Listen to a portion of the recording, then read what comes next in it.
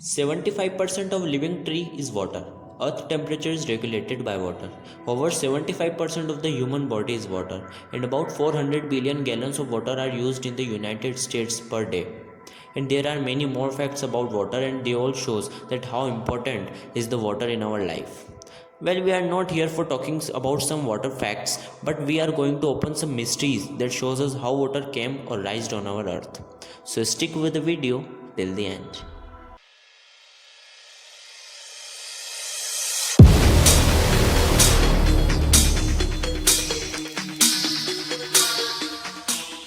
There are lots of theories and we can't discuss them all in the single video. That's why we picked up 3 most likely and appreciated theories from the list. And at the end of the video we discuss about the accurate one. So let's start with the first theory. Planetary cooling. If you ever read about the origin of the earth, then hope you were clicked. So in this theory, scientists tries to explain that after the Big Bang theory, all the planets were the mixture of cosmic rays, gases, debris and hot rocks. And after millions of years, it cools down, and when they cools at the extent when they have enough atmospheric pressure to stabilize the outgassed volatile components in the atmosphere, then the formation of water was started. And as the water formation started, the speed of cooling earth was increased. So in this theory, scientists assume that first the speed of water formation was slow and later the process was sped up, and so on. Next, from asteroids. It is one of the most talked theory about water origin. This theory refused to believe that the earth atmosphere is responsible for the formation of the water, as it claims that the water on earth came from asteroids or comets that hit earth in thousands or millions in number about millions years ago. They hit on earth and they contains many icy molecules in them. So after got hit by millions of asteroids, the icy molecules from the broken pieces of asteroids dissolved on the surface, and after melting they became water. From solar nebula. This theory neither proves wrong the previous theory nor they fully accept it. Means they claim that they both takes place simultaneously.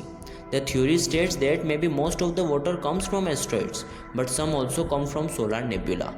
So what is solar nebula? Solar nebula is a gaseous cloud having the concentration of interstellar dust and hydrogen. It is also called that solar nebula is responsible for the formation of the earth and entire solar system.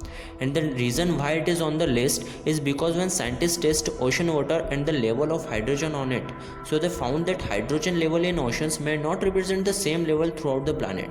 That's why all the water bodies can't come from asteroids, but little amount has come from solar nebula. The ratio is like that for every 100 molecules of Earth's water, there are 1 or 2 coming from the solar nebula. So what about accuracy? Which one of the 3 is more accurate? So before talking about that, let's clear the doubt that thought came in your mind, that why only Earth? Means why only Earth is lucky enough that solar nebula gave their blessing, and why asteroid only collide with Earth, and why only Earth got its water after planetary cooling? Why not other planets? So the answer is that our not too cold, not too hot position in solar system gave all the blessings or all positive paths for building an ecosystem.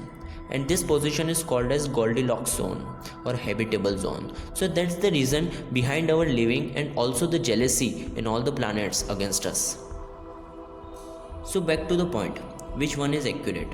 So different researchers on different points proves right different theories. Like planetary cooling was appreciated when gypsum was found under the surface of Mars, and gypsum can only found in the presence of water molecule, and also when icy volcanoes was claimed on the surface of Saturn and Jupiter.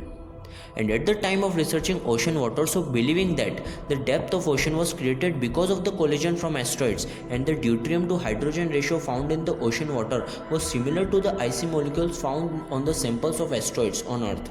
So it indicates the second theory was correct.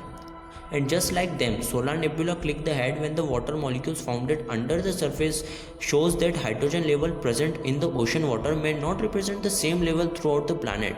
So only asteroids were not responsible for the production of the water bodies. It may be solar nebula. So that's all theories. Comment me which one you think is more correct. And if this video was helpful for you, then don't forget to hit subscribe and like button. Catch you later.